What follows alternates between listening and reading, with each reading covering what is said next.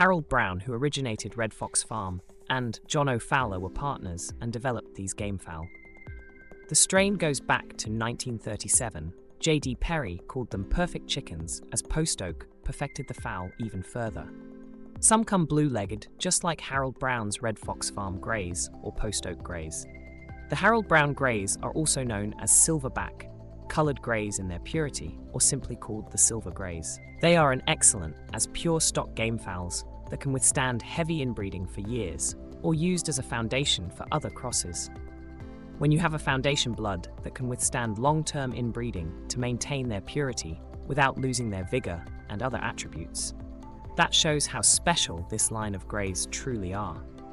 These greys have the thump behind their blows. You can hear them cut their enemies.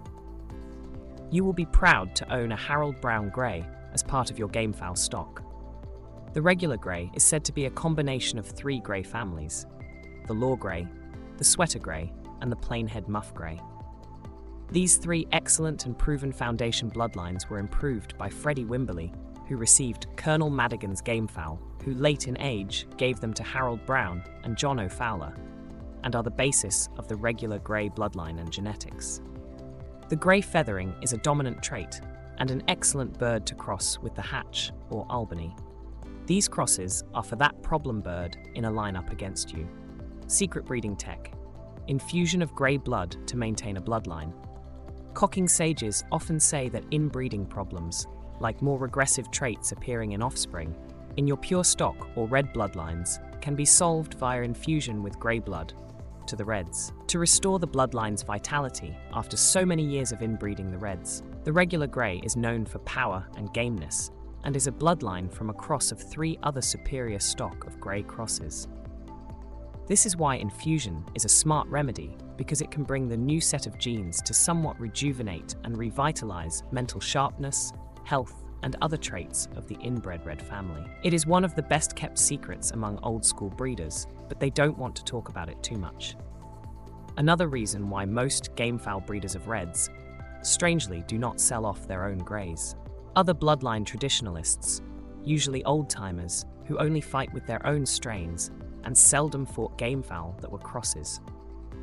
These were dyed-in-the-wool line breeders, using an inbreeding system or breeding crosses only with the same bloodline, using a specimen from another farm. The gamefowl they pit are mostly uniform-looking and uniform fighting birds, nothing special. Cockers of this cloth will exalt and vouch for the purity and authenticity of their bird's bloodline as their standard for competition. Until other smarter cockers defeat their pure stock with smartly crossed murdering gamefowl. Smart cockers of old knew better. Once they notice that their strain is losing vigor, an infusion of grey blood into the reds will be their secret tech to bring the vigor back without changing their general physical conformation. Of course, this is done as discreetly as possible, because crosses are believed to taint pure stock and undermine the breeder's reputation as providers of pure bloodlines. But today, there is no snobbery anymore as far as infusion of bloodlines into stock is concerned. If pure stock is indeed maintained, it is done so a base bloodline with its identifiable and known traits can be used for infusion to either maintain or improve another bloodline. An outstanding specimen of a pure breeding stock, free of fault, commands a premium price to serious breeders. A pure-blood sire bullcock can fetch up to $100,000, while significantly less for any of his brothers. Serious gamefowl hobbyists are willing to pay the price to acquire the bullcock. Crossing a pure grey cock to the red hens will produce all greys, one half grey, one half red in pedigree, both males and females. Breeding back the grey offspring stags to the red hens will give both reds and greys stags and pullets. The resulting genotype will be pure red, although they are 1/4 grey, 3/4 reds in their pedigree. Thus, the infusion introduces new blood, but does not dilute the core genetic bloodline, to an extent that it becomes a different fighting cock altogether.